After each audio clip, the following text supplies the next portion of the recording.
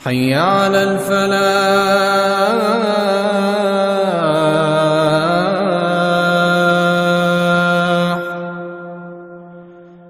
حي على الفلاح.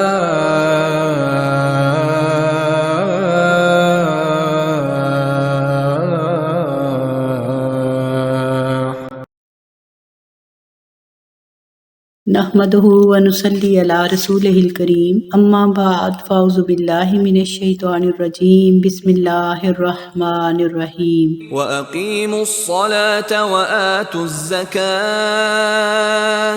وَمَا تُقَدِّمُوا لِأَنفُسِكُم مِّنْ خَيْرٍ تَجِدُوهُ عِندَ اللَّهِ إِنَّ اللَّهَ بِمَا تَعْمَلُونَ بَصِيرٌ۔ میں پناہ مانگتی ہوں اللہ تعالیٰ کی شیطان مردود سے۔ شروع اللہ کے نام سے جو بڑا ہی مہربان نہایت رحم کرنے والا ہے۔ وَأَقِيمُوا الصَّلَاةَ وَآتُوا الزَّكَاةَ، اور نماز قائم رکھو اور زکوٰۃ ادا کرو، اور جو کچھ بلائی اپنے واسطے آگے آخرت کے لیے بیچو گے تو وہ اللہ کے پاس موجود پاؤ گے۔ بے شک اللہ تعالیٰ جو کچھ تم عمل کرتے ہو وہ دیکھتا ہے۔ اور کہتے ہیں یہود کہ ہرگز جنت میں داخل نہیں ہوں گے مگر جو کوئی یہودی ہوگا یا عیسائی ہوگا، یہ ان کی آرزویں تھیں۔ کہہ دیجئے اے نبی صلی اللہ علیہ وآلہ وسلم کہ اگر تم سچے ہو تو اپنی کوئی دلیل لے آؤ۔ کیوں نہیں کہ جس نے اپنا منہ اللہ تعالیٰ کے سامنے جھکا دیا اور وہ نیک کام کرنے والا ہے تو اس کا ثواب اس کے رب کے پاس محفوظ ہے، اور ان پر نہ ڈر ہے اور نہ وہ غمگین ہوں گے۔ اور یہودی کہتے ہیں کہ عیسائی کسی راہ پر بھی نہیں، اور عیسائی کہتے ہیں کہ یہودی کسی بھی راہ پر نہیں، حالانکہ وہ سب پڑھتے ہیں کتاب۔ اسی طرح جاہل لوگوں نے بھی اسی طرح کی بات کہی۔ اب اللہ تعالیٰ ان میں قیامت کے دن فیصلہ کرے گا جس بات میں وہ جھگڑا کرتے ہیں۔ اور اس سے بڑھ کے ظالم کون ہوگا جس نے اللہ کی مسجدوں کو ویران کیا اور وہاں اللہ کا نام لینے سے منع کیا اور کوشش کی کہ اللہ کے گھر کو ویران کریں۔ ایسے لوگوں کو یہ زیب نہیں دیتا کہ وہ اللہ کی مسجدوں میں داخل ہوں اس طرح، مگر اللہ سے ڈرتے ہوئے اللہ کی مسجدوں میں داخل ہوں۔ ان کے لیے جو ایسا نہیں کرتے، وہ ڈرتے نہیں، تو ان کے لیے ذلت ہے دنیا میں، اور آخرت میں بھی ان کے لیے بہت بڑا عذاب ہے۔ اور اللہ ہی کے لیے مشرق ہے اور اللہ ہی کے لیے مغرب ہے۔ جس طرف تم منہ کرو گے تو اللہ تعالیٰ کو وہاں ہی پاؤ گے۔ بے شک اللہ تعالیٰ بے انتہا بخشش کرنے والا اور سب کچھ جاننے والا ہے۔ اور کہتے ہیں کہ اللہ تعالیٰ کی اولاد ہے،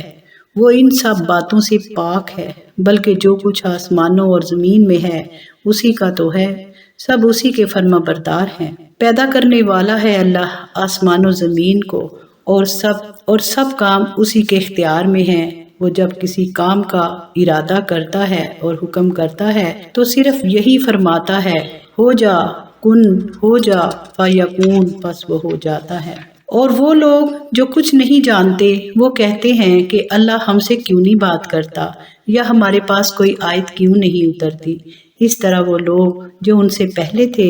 انہی کی طرح باتیں کرتے تھے اور ان کے دل ایک جیسے ہو گئے۔ بے شک کہ ہم نے ان لوگوں کے لیے جو یقین رکھتے ہیں ان کے لیے نشانیاں بیان کی۔ بے شک کہ ہم نے اے نبی صلی اللہ علیہ وآلہ وسلم، ہم نے آپ کو خوشخبری دینے والے اور ڈرانے والے بنا کر بھیجا، اور دوزخ میں جانے والوں کے بارے میں آپ صلی اللہ علیہ وآلہ وسلم سے پوچھا نہیں جائے گا۔ اور اے نبی صلی اللہ علیہ وآلہ وسلم اور اے امت مسلمہ، آپ سے یہودی ہرگز راضی نہیں ہوں گے اور نہ ہی عیسائی راضی ہوں گے جب تک کہ آپ ان کے دین کے تابع دار نہ ہو جاؤ۔ اور جو یہ کہے کہ اللہ ہمیں ہدایت دے وہی راہ سیدھی ہے، اور اگر بالفرض تو ان کی خواہشات کی تابع داری کرے گا تو اس علم کے آ جانے کے بعد جو تجھ کو پہنچ گیا تو اللہ کے ہاں سے تیرا کوئی حمایت کرنے والا اور مددگار نہیں ہوگا۔ اور وہ لوگ کہ جنہیں ہم نے کتاب دی وہ اسے پڑھتے ہیں جیسے پڑھنے کا حق ہے تو وہی اس پر ایمان لاتے ہیں، اور جو کوئی اس کا انکار کرے گا تو وہی لوگ نقصان پانے والے ہیں۔ اے بنی اسرائیل، ہمارے احسان یاد کرو جو ہم نے تم پر انعامات کیے، اور یہ کہ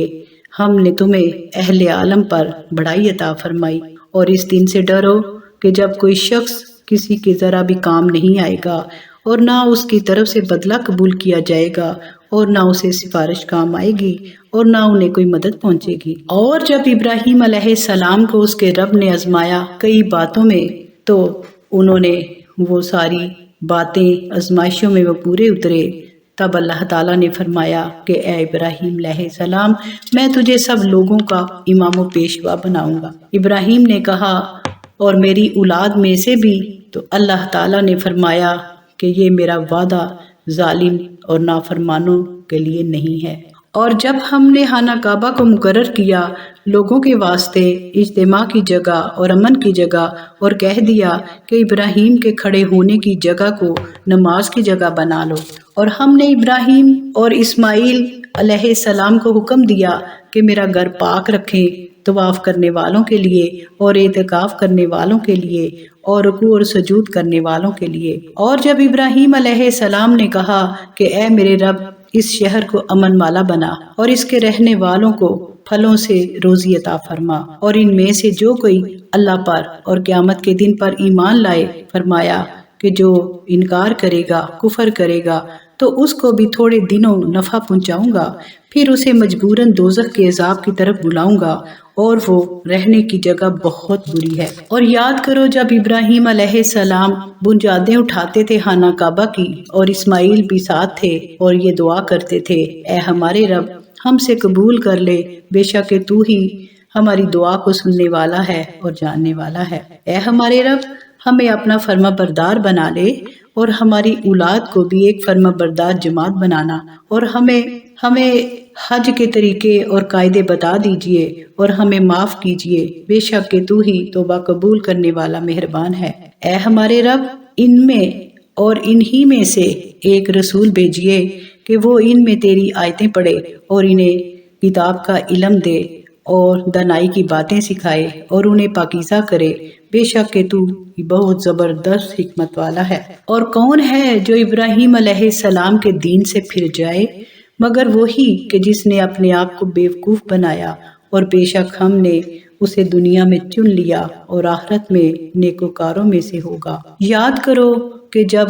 اسے اس کے رب نے کہا کہ فرما برداری کر، تو بولا کہ میں تمام عالم کے پروردگار کا فرما بردار ہوں۔ اور یہی وصیت ابراہیم علیہ السلام نے اپنے بیٹوں کو کی، اور یعقوب علیہ السلام کو بھی فرمایا کہ اے میرے بیٹو، بے شک کہ اللہ تعالیٰ نے تمہیں چن لیا ہے، اور تمہارے لیے جو دین چنا ہے وہ دین اسلام ہے۔ تم ہرگز نہ مرنا مگر مسلمان بن کے مرنا۔ اور کیا تم اس وقت موجود تھے جب یعقوب علیہ السلام، جب انہوں نے اپنے بیٹوں کو کہا کہ تم میرے بعد کس کی عبادت کرو گے، تو وہ بولے کہ ہم تیرے اور تیرے باپ دادا کے رب کی عبادت کریں گے، جو کہ ابراہیم علیہ السلام اور اسماعیل علیہ السلام اور اسحاق علیہ السلام کے رب ہیں، وہی ایک معبود ہے، اور ہم سب اسی کے فرما بردار ہیں۔ یہ ایک جماعت تھی، یہ ایک امت تھی جو گزر چکی، ان کے لیے ہے جو انہوں نے کمایا، اور تمہارے لیے ہے جو تم نے کمایا، اور تم سے ان کے اعمال کے بارے میں پوچھا نہیں جائے گا۔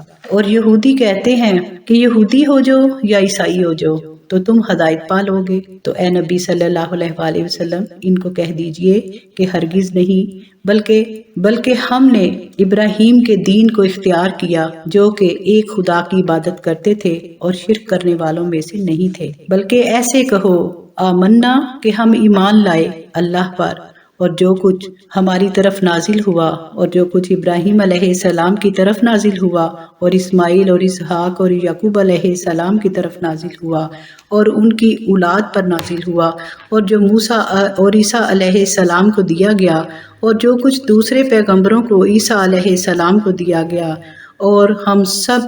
سب میں سے کسی میں بھی کوئی فرق نہیں کرتے، اور ہم اسی کے فرما بردار ہیں۔ پھر اگر وہ اس طرح ایمان لے آئیں جس طرح کہ تم ایمان لائے ہو، تو انہوں نے بھی ہدایت پا لی، اور اگر وہ پھر جائیں تو وہی ضد میں اختلاف میں ہیں، پس ان قریب ان کے مقابلے میں تیرے لیے اللہ ہی کافی ہے، اور وہی سننے والا جاننے والا ہے۔ یہ اللہ کا رنگ ہے، پس اللہ کے رنگ سے بہتر کس کا رنگ ہے؟ اور ہم اسی کی بندگی کرتے ہیں۔ کہہ دیجئے نبی صلی اللہ علیہ وآلہ وسلم، کیا تم ہم سے جھگڑا کرتے ہو اللہ کے بارے میں، اور وہی ہمارا رب ہے اور وہی تمہارا رب ہے، اور ہمارے لیے ہمارے اعمال ہیں اور تمہارے لیے تمہارے اعمال ہیں، اور ہم اسی کے لیے مخلص ہیں۔ کیا تم کہتے ہو کہ ابراہیم علیہ السلام اور اسماعیل علیہ السلام اور اسحاق علیہ السلام اور یعقوب علیہ السلام اور ان کی اولاد یہودی اور عیسائی تھے؟ کہہ دیجئے کیا تمہیں زیادہ خبر ہے، زیادہ تمہیں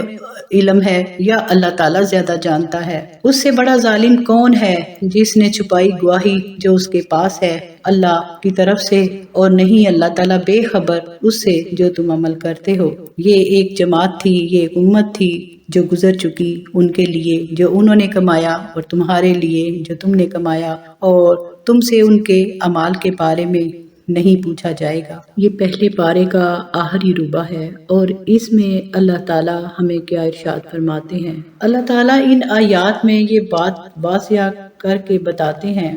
کہ اہل کتاب کا دین اس قدر بدل چکا ہے کہ اس میں ان کی جھوٹی خواہشات اور آرزوؤں کے سوا کچھ باقی نہیں، اور حقیقی راستہ اور سچا راستہ وہی ہے جو اللہ تعالیٰ نے حضرت محمد صلی اللہ علیہ وآلہ وسلم کے ذریعے سے انسان پر قرآن کے ذریعے واضح کر دیا ہے۔ دوبارہ سے پھر انہیں یاد دلایا جا رہا ہے بنی اسرائیل کو کہ یا بنی اسرائیل اذکروا نعمتی التی انعمت علیکم۔ اللہ تعالیٰ نے دوسری بار پھر وہی باتیں یاد دلائی کہ آخرت کے نتائج سے آگاہ کیا اللہ پاک نے کہ دنیا میں انسان کسی کی مدد سے، بدلے یا جرمانے سے، سفارش کے زور سے بچ سکتا ہے، لیکن اللہ کے ہاں آخرت میں ان میں سے کوئی چیز بھی کام نہیں آئے گی۔ وہاں انسان کے صرف اپنے عمل کام آئیں گے، کسی کی دوستی، کسی کی مدد، کوئی بدلہ یا سفارش قبول نہیں کی جائے گی۔ اب آیت نمبر 124 میں اللہ تعالیٰ نے ابراہیم علیہ السلام کی امامت و قیادت کے بارے میں ذکر کیا کہ ابراہیم علیہ السلام آپ ہمارے نبی صلی اللہ علیہ وآلہ وسلم کے جد امجد تھے، اور آپ کا شہر بابل تھا، اور آپ کی نسل میں 2 سلسلے چلے۔ ایک سلسلہ حضرت اسحاق علیہ السلام کے جن کی والدہ محترمہ حضرت سارہ تھی، اور وہ حضرت اسحاق ان کی اولاد تھے، اور ایک حضرت اسماعیل جو حضرت ہاجرہ علیہ السلام کی اولاد تھے۔ پہلا جو سلسلہ حضرت اسحاق علیہ السلام کا تھا، اس سلسلے کے نبیوں کو اسرائیلی نبی کہا جاتا ہے، اور دوسرے جو ہیں وہ اس میں ہمارے پیارے نبی صلی اللہ علیہ وآلہ وسلم اس میں مبعوث کیے گئے۔ حضرت ابراہیم علیہ السلام کو جد الانبیاء بھی کہا جاتا ہے، اور مسلمانوں کے علاوہ عیسائی اور یہودی سبھی ان کی عزت کرتے ہیں۔ اللہ تعالیٰ نے اپنے اس نبی کو کئی طریقوں سے آزمایا۔ ان کی قوم نے ان کو جلا وطن کیا، وقت کے بادشاہ نے آگ میں ڈالا، مگر وہ اسلام سے باز نہ آئے اور حق پر قائم رہے۔ پھر اللہ تعالیٰ نے ان کے بیوی بچے کو جنگل میں چھوڑانے کا حکم دیا اور بچے کو قربان کرنے کا حکم دیا، تو ابراہیم علیہ السلام نے اس حکم کو بھی پورا کر دکھایا، اور اس کے علاوہ اور بھی کئی امتحان ہوئے ان کے، اور وہ ہر ایک امتحان میں کامیاب ہوئے۔ امامت و قیادت کے بارے میں اللہ تعالیٰ نے ارشاد فرمایا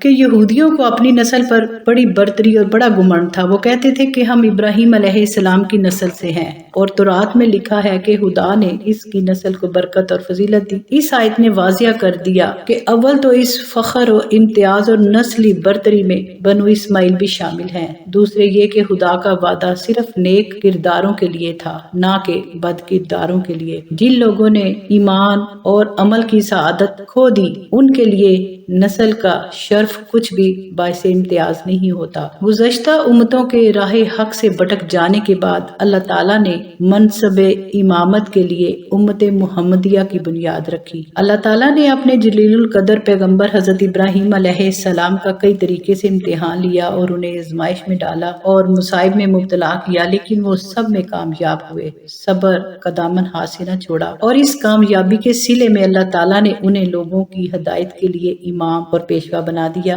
ابراہیم علیہ السلام نے اللہ تعالیٰ سے پوچھا کہ کیا یہ امامت و پیشوائی یہ میرے نسل میں بھی ہوگی؟ تو اللہ تعالیٰ نے فرمایا کہ یہ میرا وعدہ نافرمانوں کے لیے نہیں ہے، یعنی تیری نسل کو یہ منصب ضرور ملے گا، لیکن اسی صورت میں جب کہ وہ نافرمان نہ ہوں گے، اور اگر انہوں نے نافرمانی اور سرکشی کی راہ اختیار کر لی تو پھر یہ منصب ان سے چھین لیا جائے گا۔ ایک مدت دراز تک یہ امامت و قیادت و پیشوائی حضرت ابراہیم علیہ السلام کی نسل کے اندر حضرت یعقوب علیہ السلام کی اولاد بنی اسرائیل میں رہی۔ جب وہ گمراہ ہو گئے اور اللہ کے غضب کا شکار ہوئے، انہوں نے یہ حق ادا نہ کیا امامت و قیادت کا، تو اللہ تعالیٰ نے ان سے یہ امامت چھین کر حضرت ابراہیم علیہ السلام کے دوسرے بیٹے حضرت اسماعیل علیہ السلام کی اولاد میں رکھ دی، اور حضرت اسماعیل علیہ السلام کی اولاد میں خاتم النبیین حضرت محمد صلی اللہ علیہ وآلہ وسلم تھے، اور ان کو نبی بنا کے مبعوث فرمایا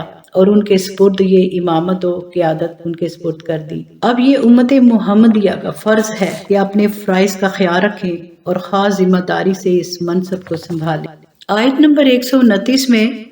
اللہ تعالیٰ نے ارشاد فرمایا کہ ابراہیم علیہ السلام اور آپ کے بیٹے اسماعیل علیہ السلام جب خانہ کعبہ کی تعمیر کر رہے تھے اور ساتھ ساتھ اللہ تعالیٰ سے دعائیں بھی کر رہے تھے اور دعا کر رہے تھے کہ اے ہمارے رب، ہماری نسل سے ایک اپنی فرما بردار امت پیدا کر، اور انہی میں سے ان میں ایک ایسا نبی پیدا کر کہ جس میں یہ خصوصیات ہوں کہ وہ اللہ کی کتاب انہیں پڑھ کے سنائے، انہیں سمجھائے اور اس کے ذریعے ان کے دلوں کو پاک کرے، یعنی وہ مبلغ بھی ہو، معلم بھی ہو، وہ حکیم و مرشد بھی ہو، اور وہ تزکیہ نفس کرنے والا بھی ہو۔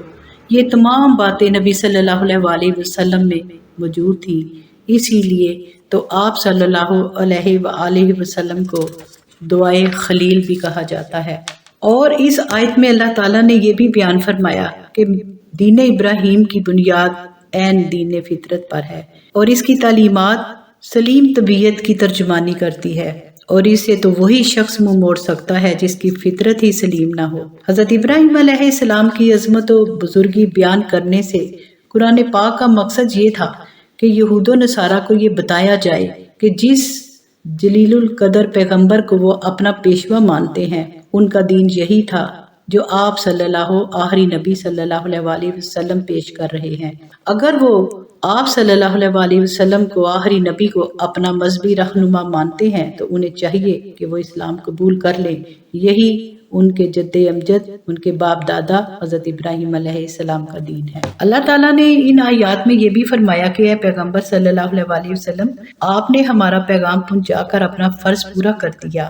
اگر یہ لوگ اپنا بھلا چاہتے ہیں تو اسلام قبول کر لیں، کامیاب ہو جائیں گے، ہم ان کے پچھلے گناہ معاف کر دیں گے۔ لیکن اگر یہ سب کچھ کہنے سننے کے بعد بھی اس سے منہ پھیر لیں تو پھر یہ ان کی ضد ہے اور ہٹ درمی ہے اور کچھ نہیں۔ اے نبی صلی اللہ علیہ وآلہ وسلم، ان لوگوں کی اس ضد اور دشمنی اور تعصب کا آپ کچھ فکر نہیں کریں، ان سے نپٹنے کے لیے آپ کی طرف سے ہم کافی ہیں۔ ہم یقیناً ان کی سب باتیں سن رہے ہیں اور ان کے دلوں کے حال جانتے ہیں، اور ان کے ظاہر اور باطن سب کچھ ہمارے سامنے ہے۔ اور آیت کے آخری حصے میں رسول اللہ صلی اللہ علیہ وآلہ وسلم اور آپ کی امت کو کس قدر بشارت دی گئی ہے کہ تمہارے لیے اللہ ہی کافی ہے، بھلا اللہ جس کا ہو جائے اسے اور کس چیز کی ضرورت رہ جاتی ہے، اور اللہ سے بہتر کس کا رنگ ہے۔ جس نے اللہ کے رنگ کو قبول کر لیا، اللہ کے دین کو قبول کر لیا، تو وہ اللہ کے رنگ میں رنگ جاتا ہے۔ آیت نمبر 140 میں اللہ تعالیٰ نے فرمایا کہ اس سے بڑا ظالم کون ہوگا کہ جس نے یہ گواہی چھپائی۔ وَمَنْ أَظْلَمُ مِمَّنْ كَتَمَ شَهَادَةً عِنْدَهُ مِنَ اللَّهِ وَمَا اللَّهُ بِغَافِلٍ عَمَّا تَعْمَلُونَ۔ بڑی امپورٹنٹ یہ بات ہے۔ اللہ تعالیٰ فرماتے ہیں کہ تمہاری کتابوں میں، اے یہود و نصارہ، تمہاری کتابوں میں یہ صاف لکھا ہوا ہے کہ آخری زمانے میں ایک رسول آئے گا جو سچا دین لے کر آئے گا، اور تم جانتے بوجھتے ہو کر اس بات کو چھپا رہے ہو، اور سچی بات کو چھپانے والے سے بڑا ظالم کون ہوگا۔ اور اس آیت سے پتہ چلتا ہے کہ سچائی اور حقیقت کو چھپانا اللہ کے نزدیک سب سے بڑا گناہ ہے، اور ہمیں بھی اس سے بچنا چاہیے کہ انہوں نے اللہ تعالیٰ کی اس گواہی کو چھپایا اور بہت بڑا گناہ کیا اور اپنے اعمال کو ضائع کیا۔ اور آخر میں اللہ تعالیٰ نے ارشاد فرمایا کہ ہر شخص اور ہر قوم کی اپنی نیکیاں ہی اس کے کام آتی ہیں۔ کسی شخص کے نیک اعمال دوسرے شخص کو نہیں بچا سکتے اور نہ کسی اور کو نقصان پہنچا سکتے ہیں، اس لیے دوسرے کے اعمال پر بھروسہ رکھنا نادانی ہے۔ جب کوئی قوم اچھے کام چھوڑ کر اپنے بڑوں کی میراث پر بھروسہ کر کے بیٹھ جایا کرتی ہے تو اس قوم کو زندہ رہنا اور فلاح و کامیابی حاصل کرنا مشکل ہو جاتا ہے۔ دنیا میں بہت سی قومیں اس غلط فہمی کی وجہ سے تباہ و برباد ہو گئی۔ اللہ تعالیٰ ہمیں اس چیز سے بچائے، ہمیں صحیح عقائد ہمارے اور اس پر ہمیں قائم دائم رکھے اور ہمیں نیک عمل کی توفیق عطا فرمائے۔ تلک امۃ قد خلت لہا ما کسبت وَلَكُمْ مَا كَسَبْتُمْ وَلَا تُسْأَلُونَ عَمَّا كَانُوا يَعْمَلُونَ۔ یہ ایک جماعت تھی سو گزر گئی، ان کے لیے جو انہوں نے کمایا اور تمہارے لیے ہے جو تم نے کمایا، اور تم سے ان کے اعمال کے بارے میں نہیں پوچھا جائے گا۔ اللہ تعالی ہمیں نیک اعمال کرنے کی توفیق عطا فرمائے اور قرآن پاک کا حق ادا کرنے کی توفیق عطا فرمائے۔ وآخر دعوانا ان الحمد للہ رب العالمین۔